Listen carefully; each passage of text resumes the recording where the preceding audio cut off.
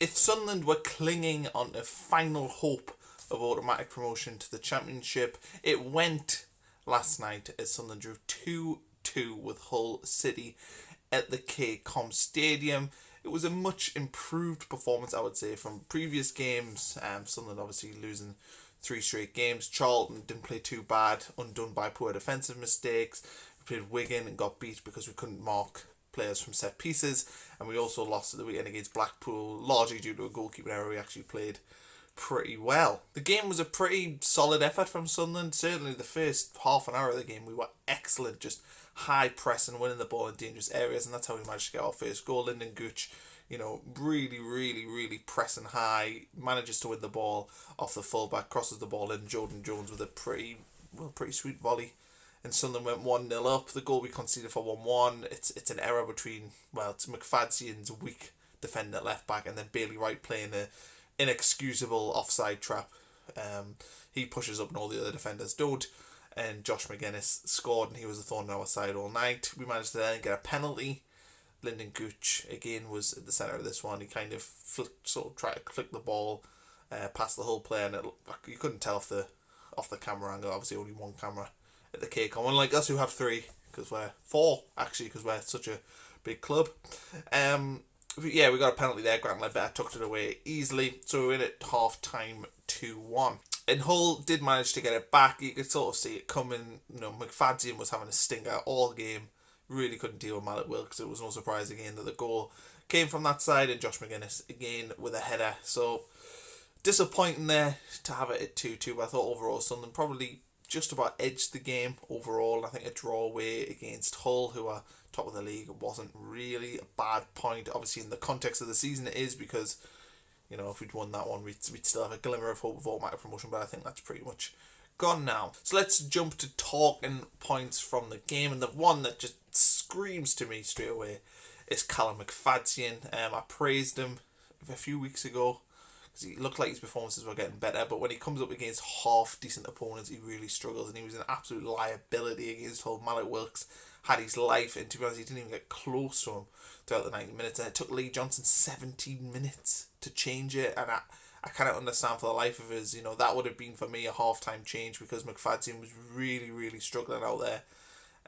We brought on Denver Hume, and we look so much better with Denver Hume playing. Denver Hume's better going forward, and also Denver Hume's better at the back, and he's quicker, and he could deal with the pace of Mallet Wilkes, unlike McFadzean. But the thing that Denver Hume did, which McFadzean didn't, is Denver Hume can get forward and occupy Wilkes to make sure that he's in a more defensive role, because I don't think Wilkes really had to worry about covering the fullback all game until Hume came on, and then he did.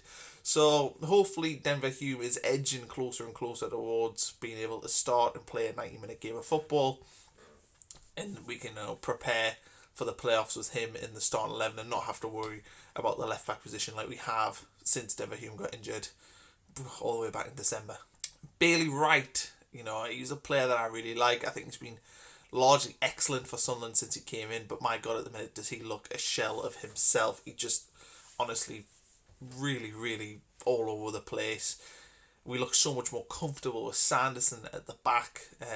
Bailey Wright just, I don't know how you fix that problem. Do you just continue playing him and hope he gets into better form? Is he 100% fit? I don't know what the issue is with him, but he does not look like the player that we signed last January. He really is struggling at the minute, and I hope he can play himself out of that one, because I really like him as a player. I think he's a good player, and I think he could be vital for us, come the playoffs. So I'm hoping over these next sort of 4 games before the season ends and we get into the playoffs, provided we qualify, of course, that Bailey Wright will be at his best by then, and maybe he just needs that game time. Possible Dion Sanderson could be in there as well, so we could have an actual 2 centre-backs playing for the first time since God knows when.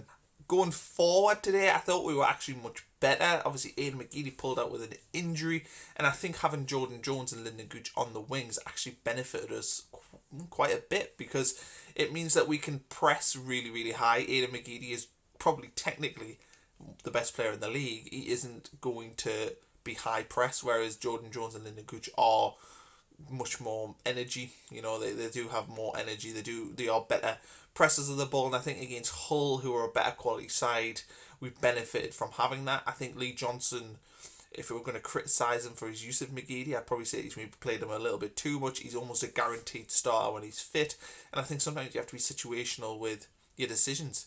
I think Jordan Jones, Lyndon Gooch, and Jack Diamond, for that matter, are three players who are very, very high energy, high press. And Aidan McGeady's and Chris Maguire are the two wingers we have who maybe, are more quality based and technically based, and slow the game down a little bit. Situational, use them when it benefits you.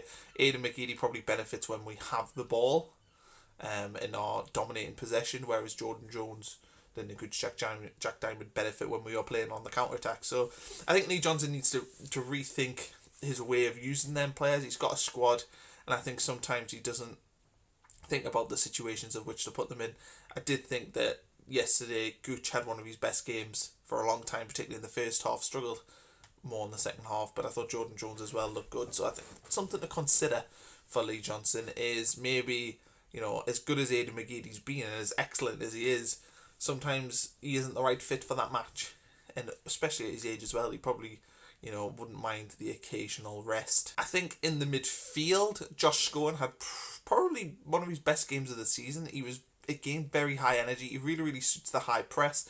I think Josh Scowen's flaws are shown a lot when we aren't playing a high pressing game, because he isn't, he's not a sitting midfielder who's going to, spray, nice 20-yard balls around the place. He is a high press, gritty player who wants to win the ball high up the pitch and pass it off. I don't think we've utilised him enough like that, and the times we have, for example, Portsmouth away this season, where him and Winchester were fantastic together doing that.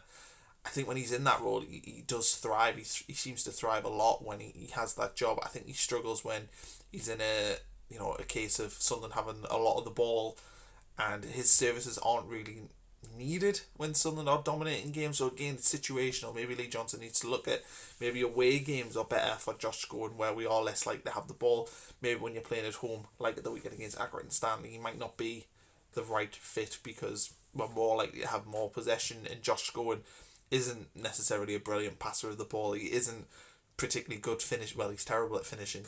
So his role is best served when we don't have the ball, and he's the better player off the ball than he is on the ball. So now it's time for Sunderland to prepare for the playoffs, and it's important to go into the playoffs with momentum. And remember, in 2018-19, we finished the season with a whimper. We lost away at Southend. I think we lost our last home game of the season as well. I think we finished it with 2 straight defeats at the end of the year. I can't remember 100% now. I have tried to cancel that out of my brain. But I looked through the last 3 seasons, apart from last season because obviously it was COVID, so the form didn't really matter because I had such a long break. But 2018-19, when we reached the final and played Charlton won 7 of their last 8 games to go on and get promoted. And remember the momentum they had at the time, and the whole club was together as one at Wembley that day, whereas we struggled and got to the final more through the fact that Portsmouth were poor rather than us being brilliant. And in the game itself, even though we took the lead through no fault of our own, we ended up losing the game, and it felt like Charlton had the momentum. It's important. They got 7 of 8, and it felt like they were building something. The year before that, Rotherham won 5 of their last 7 games heading into the playoffs. So again, momentum being built for them, and they ended up getting promoted to the Championship. And the year before that, Millwall won 4 of their last 7 games. So at the minute, Sunderland have not won in 4 matches. So we've got 4 games to kind of rectify that and build a little bit of momentum. And if we went into the playoffs with, say, 3 wins and a draw, that would be good enough momentum, and we'd be able to go into that with a little bit of confidence. If we were to finish the season with maybe 1 win, 2 draws and a defeat, it wouldn't look so good because it'd basically be 1 win in 7 or 8 games. That's not going to be good enough for us. We need to make sure we go in there with momentum. I think it would take a lot for us to fall out of the playoffs, but it's important that we get sort of our place confirmed in there. If we get a win at the weekend, you'd probably think, yeah, okay, we pretty much can start thinking we're 100% in the playoffs. But the preparation is absolutely key. Lee Johnson needs to figure out his system, how he wants to play. You can get a rough idea of the types of teams we're going to be playing. If we finish 3rd or 4th, we can kind of see who's more likely to finish 5th or 6th. And it's important that we, set up accordingly for that. He's got the luxury of having time. He's got the luxury of maybe having less pressure games, particularly if we were able to win at the weekend and pretty much cement that place in the playoffs. But the important thing is to cement it. Yes, we've got a good points advantage heading into this final stage of the season on the teams below us, but that can easily go, a couple of defeats, and then you're looking at the last 2 games needing to win.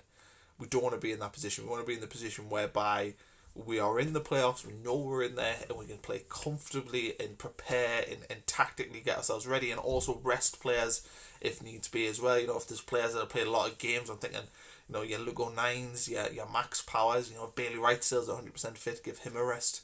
We've got a lot of players who played a lot of football. Charlie White is another one who pretty much play every single game. I think it will be a good time to rest them, but also bring in some other players who maybe, we haven't thought about playing them as much. Ross Stewart hasn't had a lot of game time, so do we, if we were to, win at the weekend, do we in the last 3 games give Ross Stewart a little bit more of a go, try and get him a little bit of form, and see if we can have something else for other teams to worry about. So there's plenty to look forward to for Sunderland. I think it's been a disappointing week in terms of, everything in football. I'm going to talk about the European Super League, but that's just a 20-minute rant, so I'll not talk about that. But there's been a lot for Sunderland over the last week. We have blown automatic promotion when it felt like it was in our hands. But the important thing to remember is where we were when Lee Johnson came in, and where we were was 8th, 9th, 10th in the league without really a chance of getting promoted. We got ourselves in this position. Yes, we blew it. It's really disappointing. I was really angry about it. But now it's important that we get behind the club again and see if we can get ourselves out of this division through the playoffs. That's the important thing for us. So thanks for watching today's video. Hopefully at the weekend we beat Accrington Stanley and we can start really, really thinking, right, we are in the playoffs and prepare from there. But thanks for watching today's video. Please subscribe if you haven't already.